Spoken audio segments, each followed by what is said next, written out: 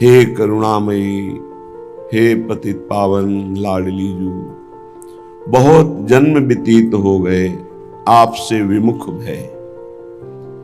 ये मन, ये इंद्रियां अपनी चाल में फंसाकर, ये माया अपने जाल में फंसाकर ईर्ष्या, द्वेष, राग, क्रोध, मान, नाना प्रकार की वासनाएं इसी में हमें लगाए रखा। हे स्वामिनी, जन्म सब यों ही बीत गयो, ऐसे ही अनेक जन्म व्यतीत हो गए। और ये जो अब हमें फिर अवसर मिला है, हम फिर उसी लुभावने भोगों में अपने मन को, अपनी इंद्रियों को लगाकर समझ रहे हम सुखी हो रहे हैं, बल्कि हम फिर अपना ये जीवन बर्बाद कर रहे हैं।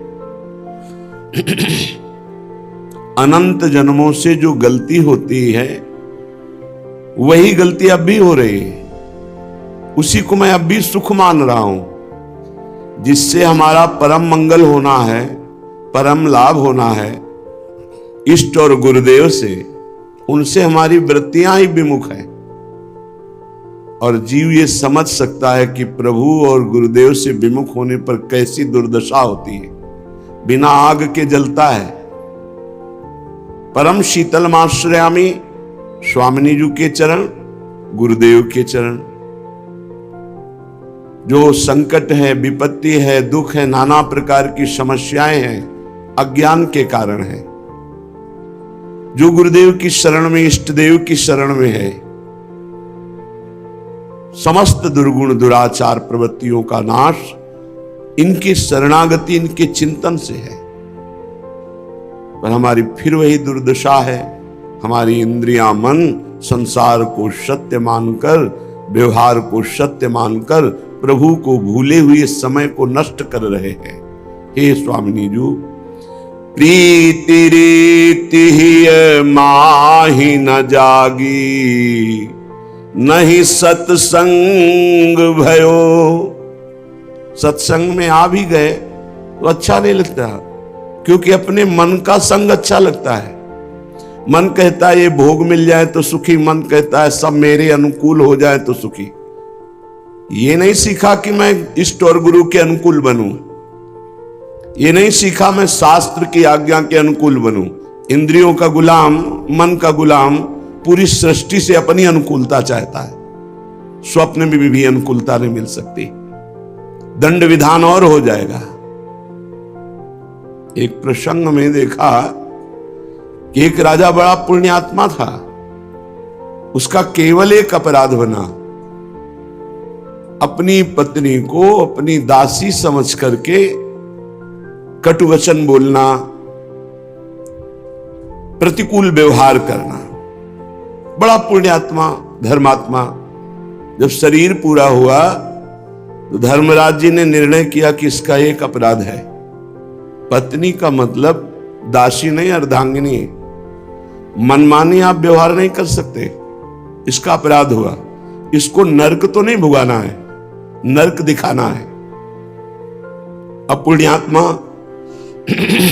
केवल एक अपराध से कभी कटुवचन बोल दिए, कभी प्रतिकूलता। जैसे धर्मराज युधिष्ठिर, जीवन में कोई नारकी गति वाले आचरण एक भी नहीं, एक बार झूठ बोल दिया।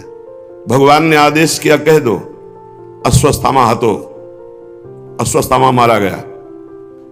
आपने थोड़ी अपनी बुद्धि लगा ली, उनका अश्वत्थामा हतो नरो कुंजरो, और पता था हाथी मारा गया है, फिर क्यों बोल दिया झूठ? बोले इनको नरक दिखाओ। एक बार नरक दिखाना पड़ेगा, क्योंकि इन्होंने एक अपराध किया। अब विचार करो हमारे लोगों की दुर्दशा क्या होगी,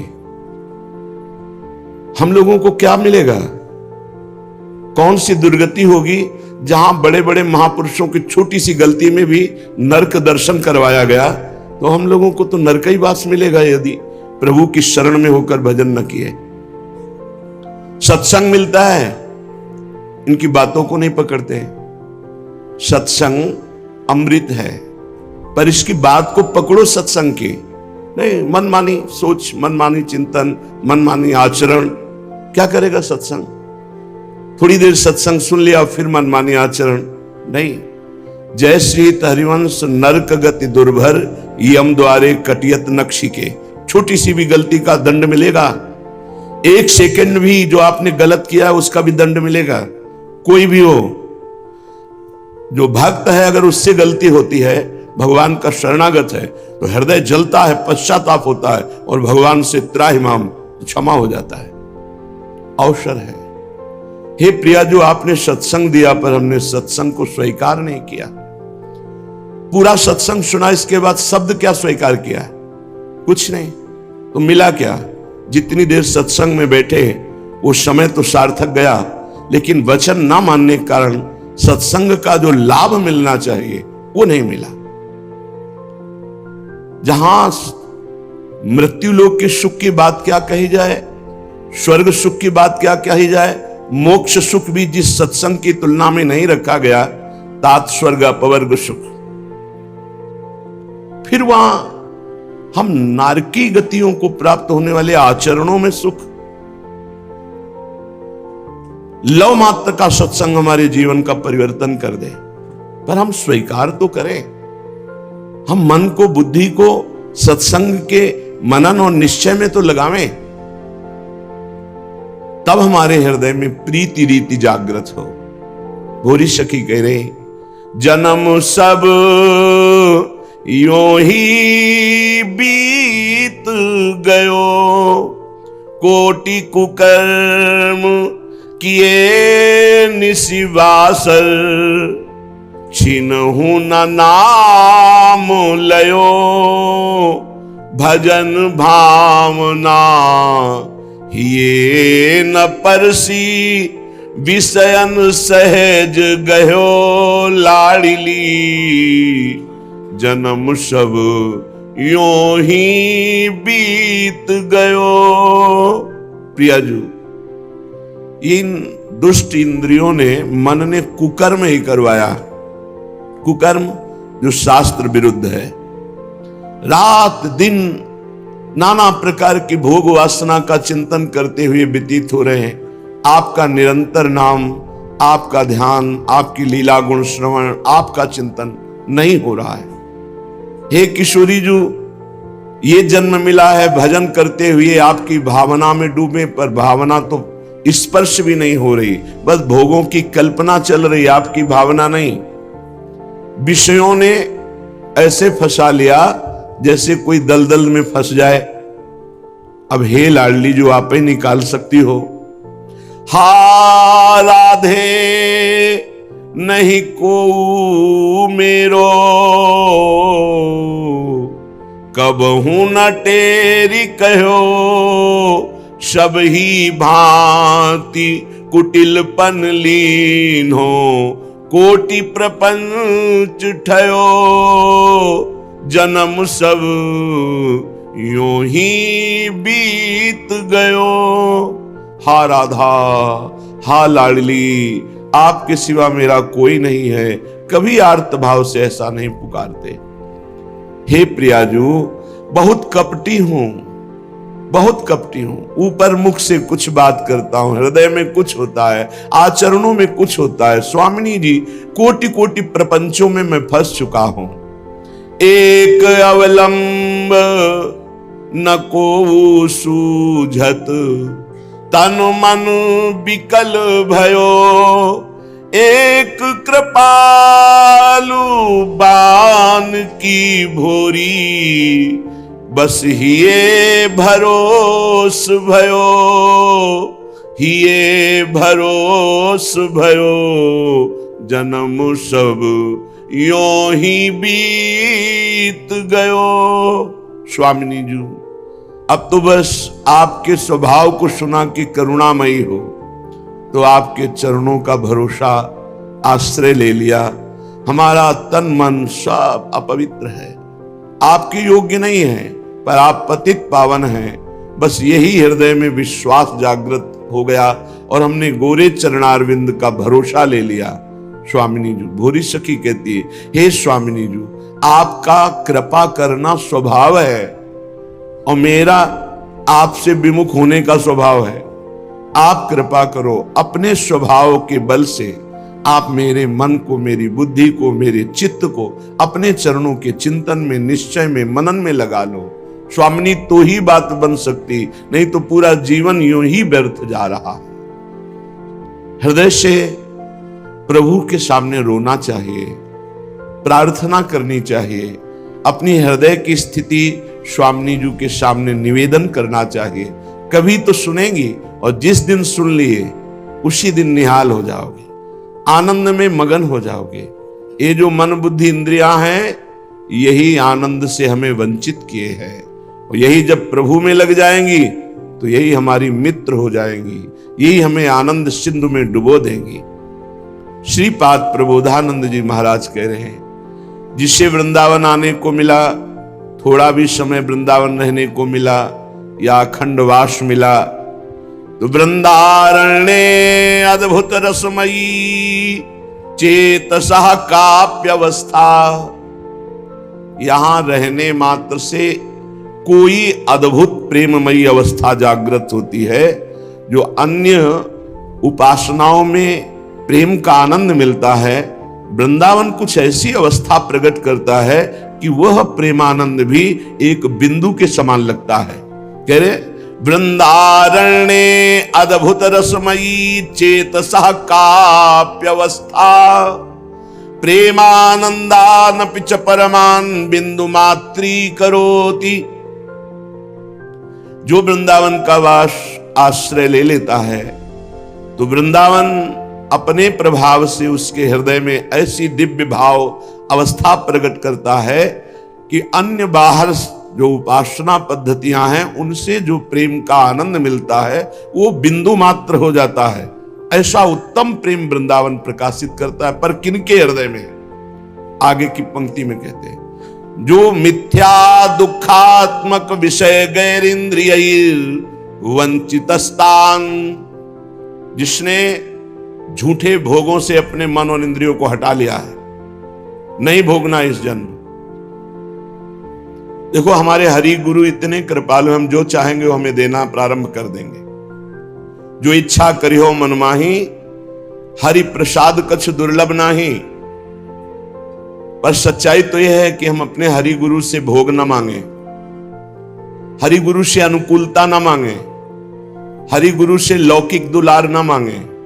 हम मांगे कि आप हमें डांट लगाओ, आप हमें वो प्रतिकूलता तिरस्कार दो जिससे भगवत प्राप्ति होती है, जिससे संसार का राग नष्ट होकर, शरीर का राग नष्ट होकर रात दिन भजन करके भगवत प्रेम प्राप्त होता है। हमको वो तिरस्कार, वो अपमान, वो प्रतिकूलता मिले, हमको वो अनुकूलता न मिले जिससे हम प्रभु को भूल जाएं। मिथ्या दुखात्मक विषय गैरेंद्रिय वंचित स्थान, जो मिथ्या भोगों को भोगने में वृंदावन आए और यहां भी वही संसारिकता, ऐसा करने वालों को तो प्रेमानंद का अनुभव नहीं होगा। नैवम प्राप्तुम प्रभवति जनो देव माया स्त्रिया अंधा। वो अंधा पुरुष ये नहीं देख पा रहा कि स्त्री शरीर में भगवान विराजमान है। जिधर दृष्टि गई बस काम भाव, बस भोग बुद्धि, बस अपवित्र विचार। तो नैवम प्राप्तम प्रभवति, फिर यहां रहते हुए उसको यह अनुभव नहीं होगा। जो वृंदारण्य अद्भुत रसमयी चेतसा काव्यवस्था, चित्त की कोई अद्भुत अवस्था वृंदावन अपने प्रभाव से प्रकाशित करता है। यदि आप वृंदावन के आश्रित हैं, वृंदावन आए हैं, वृंदावन की भक्ति करते हैं, वृंदावन का अखंड वास करते हैं, आपके अंदर प्रिया प्रीतम का प्रेम प्रकट नहीं हो रहा, तो देख लो कोई न कोई आप ऐसी बात करते हैं जो यहां नहीं करनी चाहिए। फिर पुकारते प्रियालाल को कि हे प्रियालाल, आप अपनी सामर्थ्य से मुझको पवित्र कीजिए, हमारे आचरण पवित्र, हमारा विचार पवित्र, हमारी सोच जितनी पवित्र होगी उतनी जल्दी हमारे ऊपर वृंदावन का प्रेम रंग चढ़ेगा। कह रहे नैवम प्राप्तुम प्रभवति जनो, यद्यपि वृंदावन वास कर रहा है या वृंदावन का आश्रय लिए है, साधना भी कर रहा है, पर देव माया स्त्री अंधा, वो त्रिगुणमयी माया के द्वारा आकर्षित होकर माताओं बहनों के प्रति अंधा होकर, कामांध होकर गंदी दृष्टि रखता है। निश्चित उसके अंदर प्रेम प्रकट नहीं होगा जब तक संपूर्ण संसार की स्त्रियों में जगदम्बा भाव नहीं होगा। जननी सम जानहि पर नारी, धन पराए बिसते बिस भारी। जिन्हीं राम तुम प्राण प्यारे, तिनके मन शुभ सदन तुम्हारे। जो संपूर्ण जगत की स्त्रियों को माता के भाव में देखता है, गृहस्थ है तो अपनी पत्नी को छोड़कर अन्यत्र सर्वत्र पवित्र भाव, दूसरे के धन को विष के समान समझता है। चोरी कपट छल आदि से लेना बिल्कुल स्वीकार नहीं। और प्रभु जो आपको प्राणों से भी अधिक प्यार करता है, उसके मन में सदैव प्रभु विराजमान रहते हैं। जो राधा नाम का निरंतर रटन करता है, तो राधा नाम प्रभाव क्या प्रकट करता है? द्वैतम प्रोंजन मधुर मधुरानंत कांति प्रवाहई, शेषम सम्मूर्छयत् जगत दिव्य रूपांग भंगई। राधा राधा, तो इस द्वैत प्रपंच का नाश हो जाएगा तुम्हारी दृष्टि से। देखो, जब निर्मल चश्मा चढ़ता है तभी असली वस्तु दिखाई देती है। अगर कोई और रंग चढ़ा है तो वस्तु असली नहीं दिखाई देगी। हरा चढ़ा तो हरा दिखाई देगी, लाल तो लाल, काला तो काला। अगर एकदम निर्मल श्वेत तो जैसा है वैसा दिखाई देगा। तो त्रिगुण का चश्मा चढ़ा है, इसलिए हमें सच्चिदानंद तत्व नहीं दिखाई दे रहा है। संसार का विस्मरण, निरंतर राधा नाम का स्मरण, तो द्वैत प्रोंजन मधुर मधुरानंत कांति प्रवाह, जिनके श्री अंगों से ऐसी मधुराति मधुर कांति प्रकाशित हो रही, शोभा प्रकाशित हो रही। शेषम सम्मूर्छयत् जगद, संपूर्ण विश्व में कोई ऐसा नहीं जो प्यारी जी का रूप देखकर मूर्छित ना हो जाए। यहां तक कि अखिल कोटि ब्रह्मांड नायक प्रभु भी मुकुट किधर गिर रहा है, पीतांबर किधर खिसक रहा है, बंसी कहां, सब विस्मरण हो गया। ऐसा प्यारी जी का रूप ये राधा नाम से प्रकाशित होगा। जितना नाम जप करोगे, द्वैत प्रपंच का नाश होकर एक तत्व का बोध और फिर राधा रूप का प्रकाश